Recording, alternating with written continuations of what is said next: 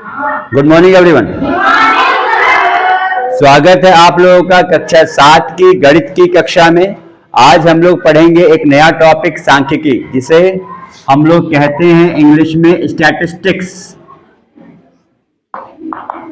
Statistics, ठीक। सांख्यिकी हम लोग कक्षा 6 में भी पढ़ चुके हैं। आप लोगों ने 6 में क्या क्या पढ़ा है? आपने पढ़ा है अवर्गीकृत आंकड़ों को आरोही क्रम में या अवरोही क्रम में लिखना। छोटी कक्षा से हम लोग करते हुए आ रहे हैं कि अवर्गीकृत आंकड़ों को व्यवस्थित करना। हम क्या कह सकते हैं? अभी लिखना नहीं, अभी सुन लीजिए। हम लिख के बता रहे हैं क्या क्या हम लोग पढ़ चुके हैं प्रीवियस कक्षा में। अवर्गीकृत आंकड़ों को व्यवस्थित करना, इसको कौन समझा पाएगा? देखिए, हम मान लेते हैं क्लास में कितने बच्चे हैं? कितने हैं? 61 बच्चे हैं। चलो ठीक है। अब मान लो सबका अपना अपना रोल नंबर होगा बेटा। अरे बच्चों की संख्या कम कर लेते हैं, हम 10 कर लेते हैं। चलो ठीक। अब 10 बच्चों की मान लो गणित की परीक्षा हुई। गणित की परीक्षा हुई, 25 नंबर का टेस्ट था। रोल नंबर 1 में आपको मान लीजिए 18 नंबर आए हैं, रोल नंबर 2 के 14 आए हैं, रोल नंबर 3 के 22 आए हैं, रोल नंबर 4 के कोई 23 मान लीजिए, 5 के मान लीजिए 17 आए हैं, 6 के मान लीजिए 8 नंबर आए हैं, रोल नंबर 7 के कह लीजिए 13 नंबर आए हैं, रोल नंबर 8 के कह लीजिए 19 आए हैं, रोल नंबर 9 के कह लीजिए आपके पास 21 नंबर आए हैं, रोल नंबर 10 के कह लीजिए आपके पास 11 नंबर आए हैं। जैसे आंकड़े आपको मिले, ये क्या हो गया? ये बच्चों के द्वारा प्राप्त किए गए अंक उनके रोल नंबर के अनुसार हैं, है ना। इसे हम क्या कह देंगे? ये आंकड़े आपके व्यवस्थित नहीं हैं, अवर्गीकृत आंकड़े हैं, क्योंकि ग्रुप नहीं बना हुआ है, समूह नहीं बना है। हमने सारे आंकड़े या सारे नंबर अलग अलग लिखे हुए हैं, ठीक है। अब जब इसको व्यवस्थित करने का मतलब क्या हो गया है? इसको व्यवस्थित करने का मतलब हो गया बेटा, या तो इसको आप लिखो आरोही क्रम में, आप लोग बहुत अच्छे से इससे वाकिफ हो, या इसको लिखोगे अवरोही क्रम में। यानी दिए गए आंकड़ों को आरोही क्रम या अवरोही क्रम में लिखना ही आंकड़ों को व्यवस्थित करना कहते हैं। सही है, लिख सकते हैं आराम से, अपने आप भी कर सकते हो। ये हम पढ़ चुके हैं कक्षा 5 में भी हम पढ़ चुके हैं आरोही क्रम अवरोही क्रम, 6 में भी पढ़ चुके हैं। अब इसके बाद हमने 6 में क्या पढ़ा था?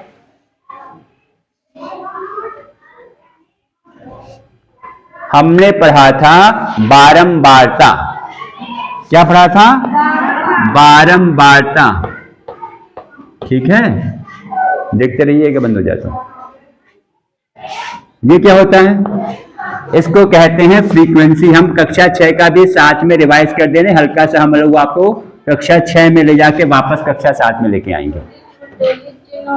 हाँ, टैली चिन्ह होते हैं ये। बारंबारता या फ्रीक्वेंसी कहते हैं number of times a particular data occurs. Number of times a particular type of data occurs, या कोई भी इंफॉर्मेशन कितनी बार अकर हो रही है। कोई भी इंफॉर्मेशन, चलो एक एग्जांपल ले लेते हैं। क्लास में मान लीजिए लड़के हैं, लड़कियां हैं। कितने लड़के हैं? कुछ बच्चे बाहर भी हैं, चलो ठीक है। अरे कोई मिला के अभी कितने बैठे हैं? अभी 11 बैठे हैं। कितने बैठे हैं? मुझे 10 दिख रहे हैं। चलो ठीक है, खाली बैठा है। चलो ऊपर बैठ जाओ बेटा। 11 लड़के हो गए। कितनी लड़कियां हैं? 9।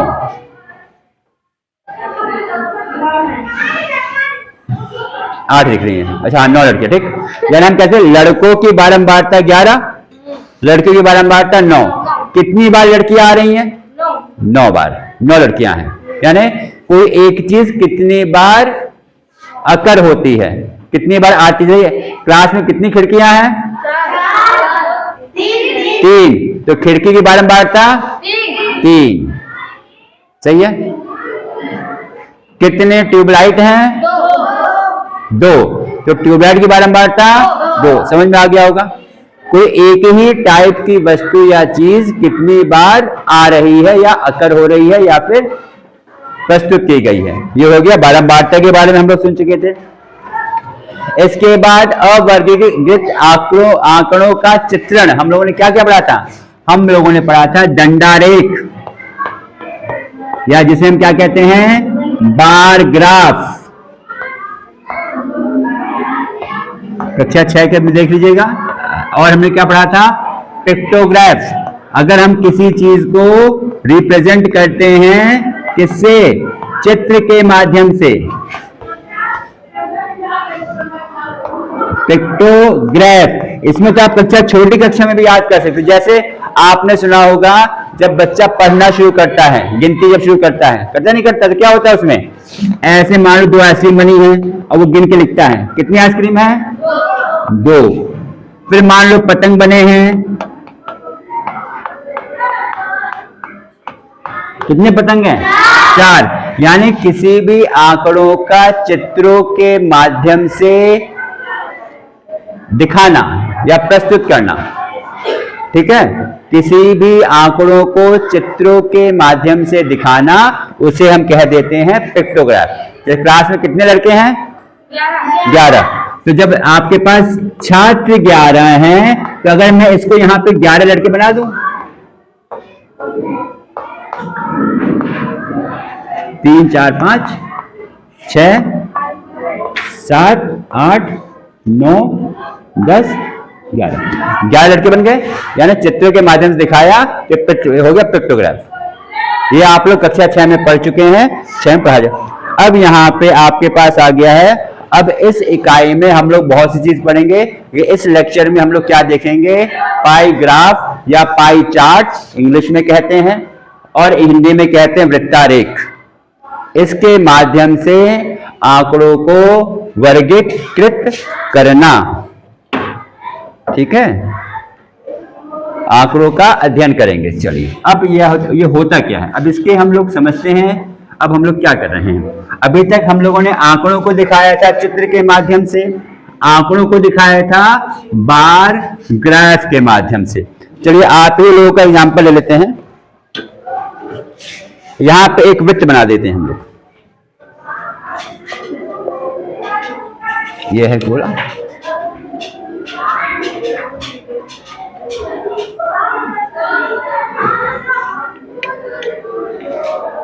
सबको दिख रहा है? वृत्त बना दिया।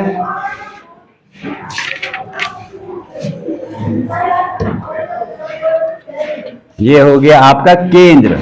यहां से खींचो एक लाइन, एक से काम चल जाएगा यार। यहां से खींच दीजिए इसको, लाइन ऐसे खींच दीजिए। कोई सी भी हम अभी बस मैं आपको समझा रहा हूं कि पाई चार्ट क्या कहते हैं? पाई चार्ट, इसको हम पाई ग्राफ भी कह सकते हैं इंग्लिश में, और हिंदी में वृत्तारेख। अच्छा, एक यहाँ पे एक शब्द आएगा त्रिज्यखंड। त्रिज्यखंड क्या होता है? ये आप लोगों को बताया गया है जब मैंने नेट वाला पढ़ाया था। त्रिज्यखंड, चाप, सेगमेंट, माइनर सेगमेंट क्या होता है? किसी भी वृत्त में त्रिज्या और चाप से घिरी आकृति को हम लोग कहते हैं त्रिज्यखंड। इंग्लिश में सेक्टर, हिंदी में त्रिज्यखंड। किसी भी ओ भी त्रिज्या हो गई, ओ भी क्या हो गया है? त्रिज्या। अब यहाँ पे ए भी हो गया चाप, एक त्रिज्यखंड ओ भी हो गया। सही है? इसे क्या कह देंगे आप यहाँ पे? Minor segment, sorry minor sector. ये हो जाएगा आपके पास मेजर सेक्टर। अगर अर्धवृत्त से ज्यादा है तो मेजर सेक्टर। अब हमें यहाँ पे त्रिज्यखंड का ही काम होगा। ठीक है, अब देखो, अब मान लो इसमें हम ऐसे बना दें, कोई सी लाइन खींच सकते हैं आराम से, कोई दिक्कत नहीं है। अब मान लो एक छात्र है, अब वो क्या क्या करता है स्कूल जाता है, गृह कार्य करता है, खेलता है, कुछ और घर के काम करता होगा, यही तो होता है ना? भाई आप लोग अपनी बात करें तो आप लोग क्या करते हो भाई? स्कूल जाते हो, फिर सोते हो, है कि नहीं? निद्रा, सो लिया आपने, उसके बाद खेल या मनोरंजन, खेल भी, अब खेलते भी तो हो, और क्या करते हो? पढ़ते हो। भाई स्कूल में पढ़ने चले गए, फिर आप ट्यूशन कोचिंग में जाते हो या अपनी पढ़ाई करते होगे, अलग से वो हो गया। एक हो गया गृह कार्य। यहां पे हमने क्या किया? एक छात्र या छात्रा के द्वारा पूरे 24 घंटे की गतिविधि को हमने किसमें दिखाया है? वृत्त में। किसमें दिखाया है? वृत्त में। ठीक है। अब इसके बाद देखा जाए, ये जो वृत्तखंड है ये क्या दिखा रहा है? स्कूल। ये क्या है? ये त्रिज्य खंड हुआ कि नहीं हुआ? क्या हो गया? ये त्रिज्य खंड। ये क्या हो गया है? ये भी त्रिज्य खंड दिखा रहा है। खेल मनोरंजन, निद्रा, मान लो बच्चा 8 घंटे सोता है, छात्र 8 घंटे की नींद लेता है। स्कूल 6 घंटा मान लेते हैं, 6 घंटे का आपका स्कूल होता है, तो आपके पास छात्र क्या हो गया? 6 घंटे स्कूल में रहता है। फिर कह लीजिए 3 घंटे का वो गृह कार्य कर रहा है और 3 घंटे ही वो पढ़ाई कर रहा है, ठीक? और 4 घंटे वो खेलता है, मान लीजिए। कहने को तो इतने घंटे छात्र का हमने निकाला, इतने घंटे वो काम कर रहा है। भाई जो बाकी हो जाए तो और भी एक्टिविटी कर रहा हो, मार्केट जा रहा हो, कोई स्कूल जाने में आने में और भी जगह समय लगेगा, वो हमने इंक्लूड नहीं किया है। भाई 8 घंटे की नींद, 6 घंटे का स्कूल, 3 घंटे का कार्य, गृह कार्य और 3 घंटे की पढ़ाई, ये छात्र की हो गई है गतिविधि। ठीक है। यानी प्रस्तुत हमने क्या दिखाया है कि इस आरेख में, इस पाई चार्ट में हमने छात्रों द्वारा विभिन्न प्रकार की गतिविधि को किसके माध्यम से दिखाया है? वृत्त आरेख। भाई ये 2 शब्द से बना है, अगर ध्यान दोगे तो। वृत्त आरेख मिला के बना दिया, क्या बन गया है? वृत्तारेख। किससे दिखाया है? त्रिज्य खंड से। त्रिज्य खंड क्या होता है? 2 त्रिज्या और चाप से घिरी आकृति को वृत्तखंड कहते हैं। 2 त्रिज्या और चाप से घिरी आकृति को वृत्तखंड कहते हैं। ये आपका माइनर वृत्तखंड है, छोटा वाला, जो अर्धवृत्त से छोटा है तो माइनर सेक्टर, और अगर अर्धवृत्त से बड़ा है तो मेजर सेक्टर, या फिर, ठीक है। अब देखो, अब अनुपात कैसे निकालेंगे? कुल कितने घंटे होते हैं? कितने होते हैं? हाँ, त्रिज्य बिल्कुल 24 ही होते हैं।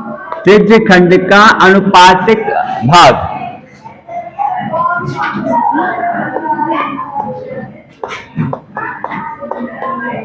अनुपातिक भाग हम ज्ञात करने का प्रयास करते हैं। 24 घंटे की कहानी यहां पे दे दी आपको। 24 आ रहा है, 8 + 6 14, 14 और 3 17 और 3 20, 4 24 घंटे। अब अगर हमें यह ज्ञात करना है अनुपातिक भाग, यानी कितना अनुपात वो स्कूल में खर्च कर रहा है, कितना अनुपात वो सोने में खर्च कर रहा है, निद्रा में, कितना अनुपात वो 24, अनुपात किससे ज्ञात करेंगे? कुल यहाँ पे समय कितने हैं? 24 घंटे एक दिन का समय होता है भाई। तो स्कूल में कितना भाग खर्च करेगा वो? स्कूल में कितना भाग खर्च किया है? देखो 6 घंटे, कितने में से? 24 घंटे में से। कितने में से? 24 में से। तो 6/24 कर देंगे, 1/4 भाग वो खर्च करता है किसमें? अपने स्कूल जाने में, या स्कूल में समय वो व्यतीत करता है। ठीक। हम अगर बात करें निद्रा में, सोने में कितना खर्च कर रहा है वो? 8 घंटे, यानी 8/24 कर देंगे, 1/3 भाग वो खर्च कर रहा है सोने में। फिर हम अगर बात करें गृह कार्य में, गृह कार्य में कितना खर्च किया उसने? 3 घंटे कि कितना भाग? 3/24। कुल घंटों की संख्या और जो पर्टिकुलर एक्टिविटी पे कितना टाइम खर्च किया, 1/8 भाग। ठीक। फिर बचा क्या? पढ़ाई पे 3 घंटे, वही सेम। फिर खेल पे 4/24, क्या हो जाएगा? 1/6 भाग। इतना कोई दिक्कत किसी को? लेकिन अगर इसी में हम पूछें किसमें वो सबसे ज्यादा समय व्यतीत कर रहा है,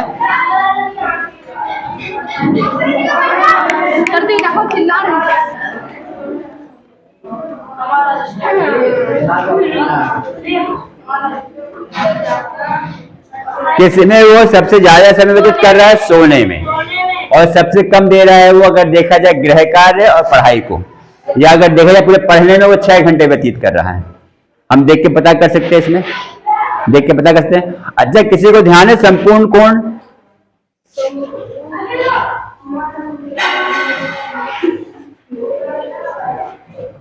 संपूर्ण कोण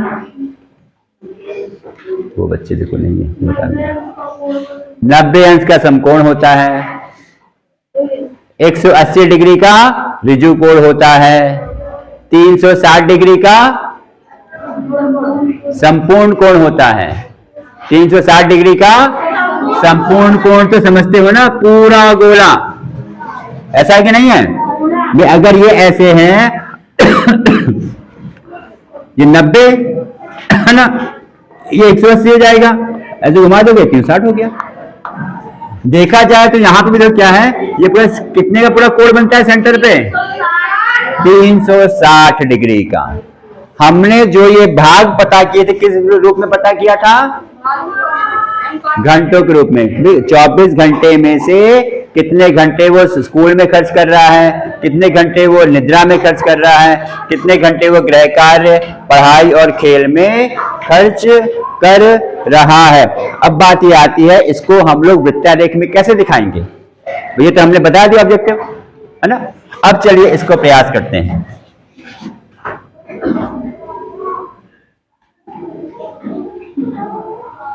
चलो इसी को देख लेते हैं, इसी प्रश्न को हम लोग आगे बढ़ा कर लेते हैं। अब कैसे हम लोग ड्रॉ करते हैं पाई चार्ट, उसको देखेंगे हम लोग। ठीक, देखो हम लोग क्या करेंगे, देखो आप लिख लीजिए।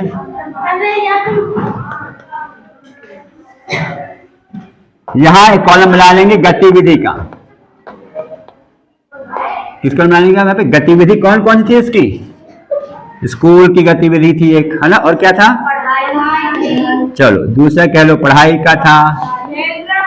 इसके बाद चलो खेल का हो गया, और निद्रा और गृह कार्य। स्कूल तो हो गया बेटा, है ना। अब समय किसमें है? अब कितने समय दे रहा है वो? स्कूल में कितना देता है? 6, पढ़ाई में 3, खेल में 4, निद्रा में, गृह कार्य में 3। चलो चाहो तो इसको ऐसे कर दे ताकि आपको समझ में आ जाए सही से। ये हो गया गृह कार्य समय। अब क्या निकालेंगे? संपूर्ण का भाग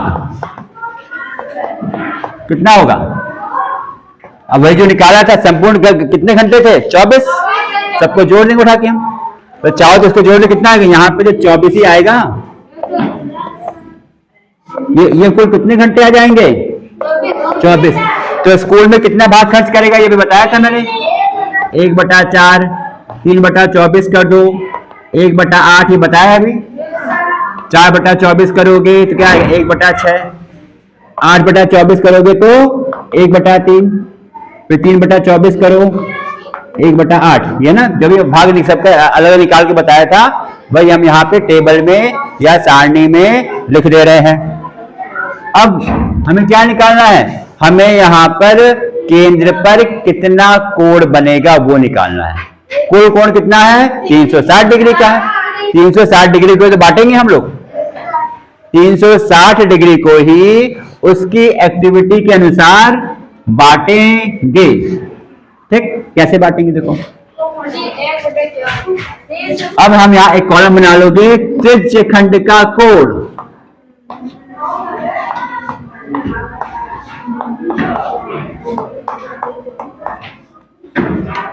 बना दिया। कैसे निकालने को, 1/4 भाग था ये, इसको 360 से गुणा कर दो, कितना आएगा,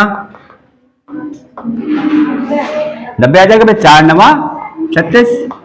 1/8 है, इसको गुणा करो 360 से, कितना आएगा, 1/8 को 360 से गुणा करने पे कितना आएगा, 360 को 8 से भाग दो, 360 को 8 से भाग दो, कितना आएगा, 8 चौक 32, 8 पंजे 40। कृपया सतर्क रहें, सामने देखें। 1/6 को जब तुम गुणा, क्योंकि हम लोग यहाँ क्या करने बेटा कि जो संपूर्ण कोण केंद्र का था उसमें कितना कितना कोण, क्योंकि हमें बनाना तो गोले में ही है ना, हमको बनाना तो वृत्त में ही है, और वृत्त का संपूर्ण कोण कितना है, 360 डिग्री, और हमें 24 घंटे में से इसको विभाजित करना था।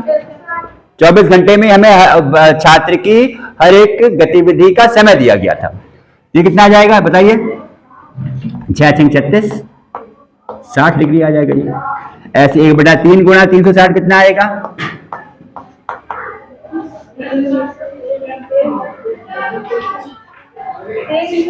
अरे 120 डिग्री यार, कितना आ जाएगा, 120 डिग्री। यहाँ पे 1/8 था, जब 360 से गुणा करो कितना आएगा, 45 डिग्री ऊपर वाला ही है। ठीक, अब इसको हमें ड्रॉ करना है। अब चाहो तो आप लोग ये देख सकते हो कि सारे कोणों को जोड़ोगे तो 360 ही आएगा। इसको जोड़ के देख लीजिए, तो 360 डिग्री को ही हमें विभाजित करना है अलग अलग गतिविधि में। ध्यान से देख लीजिए, फिर घर पे एक प्रश्न इसका ट्राई करके आइएगा। अब क्या करेंगे, इसका वृत्त बना देंगे बेटा।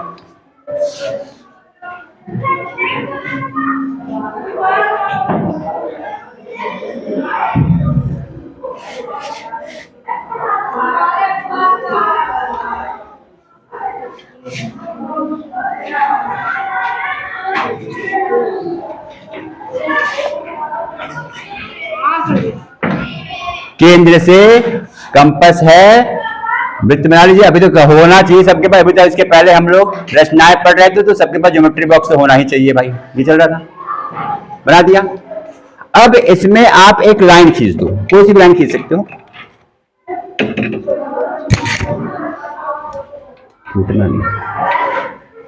हम स्केल लीजिए, लाइन खींच दीजिए।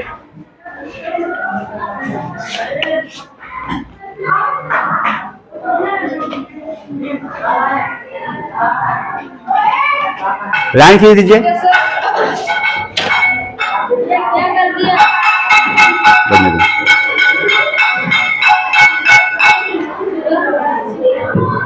लाइन खींच दिया। अब देखो पहला कोण कितने का है, 90 डिग्री का। आप ये इससे क्या नाम है, आपके पास है क्या, चांदा। क्या करेंगे, 90 डिग्री का कोण बना दो, इसमें 90 डिग्री का कोण बना दीजिए। फिर स्केल से आप 90 डिग्री खींच दोगे,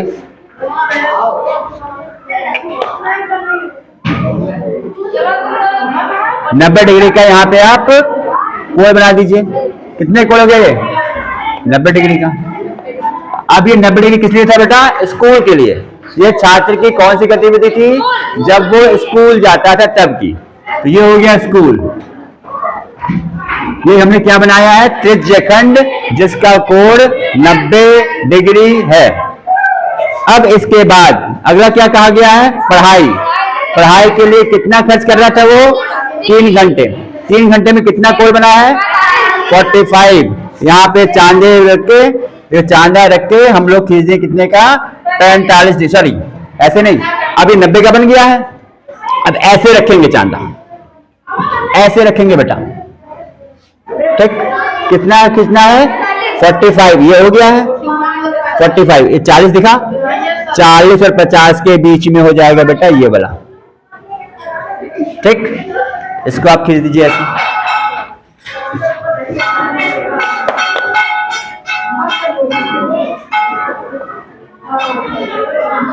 कितना डिग्री हो जाएगा ये? 45 डिग्री। 45। ये किस लिए खर्च हो रहा था? किस लिए? पढ़ाई के लिए। अब अगला क्या है एक्टिविटी इसकी? खेल के लिए। 4 घंटे। 4 घंटे में कितना डिग्री आया है? 60 डिग्री। अब जो अगली लाइन है यहां से खींचो 60 डिग्री को। अब यहाँ पे आधार क्या होगा? ये आधार हो जाएगा ऐसे रखा ना। अब लाइन मिलाना है, समझा रहा है? अब देखो यहाँ पे 60 क्या, ये हो गया 50, 60, ये 60 ही हो जाएगा कैसे? यहाँ पे बिंदी लगा दोगे 60 डिग्री का। अब ऐसे कोण बना दोगे।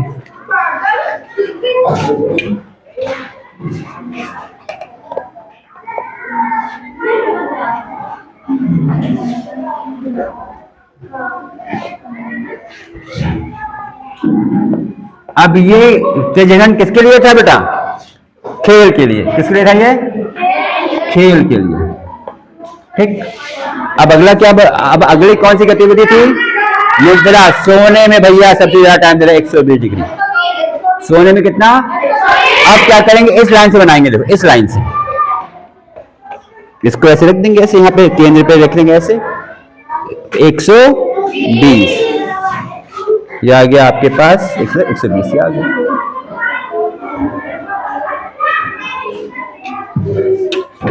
ये हो गया आपके पास 120 डिग्री। ठीक है, इसको देख लें, इसको एक बार जरा देखिए जरा। यहां से हमने किया था ना, एक सेकेंड, ये ऐसे रखा हमने। हाँ ठीक है, 120 आपका आ जाएगा यहाँ पे। 120 आ गया आपका यहाँ पे। ठीक, वेरी गुड। ठीक है, ये हो जाएगा आपके पास 120 डिग्री। ये क्या बना रहे हैं हम लोग? त्रिज्यखंड। त्रिज्यखंड क्या बताया था मैंने? 2 त्रिज्या और चाप से घिरी हुई आकृति। हम लोग हर एक गतिविधि के लिए त्रिज्यखंड बना रहे हैं। हर एक गतिविधि के लिए क्या बना रहे हैं? सेक्टर या गतिविधि। खेल के बाद क्या थी? निद्रा। सोने में कितना उसने खर्च किया है? 8 घंटे। और 8 घंटे में कितना कोण बना है? 120 डिग्री। कितना कोण बना है बेटा?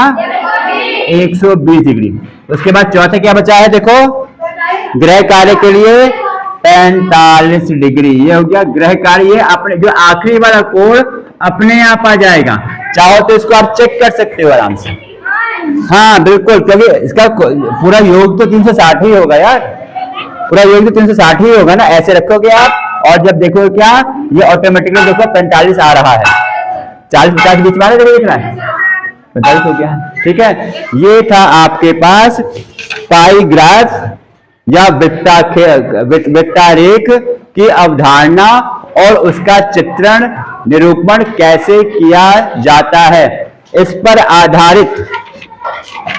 पर आधारित आपके किताब के प्रश्न करिएगा। आपकी किताब में प्रश्न अभ्यास 5A दिया हुआ है। नहीं सॉरी, अभ्यास 5A नहीं है, अभ्यास 3A है बेटा। अभ्यास 3A पेज नंबर 75 पर प्रश्न घर पे देखिएगा। फिर हम लोग कल इसके प्रश्न यहाँ पर डिस्कस कर लेंगे। समझ में आ गया? आसान लग रहा था? ठीक है, आसान भी है, रोचक भी है और पूरा कंपास और प्रकार और चांदे का प्रयोग करके बताया गया है। ऐसे ही घर पर आप करिएगा, देखिएगा, अभ्यास करिएगा। फिर हम लोग मिलते हैं अगले वीडियो में। बहुत खुश रहिए।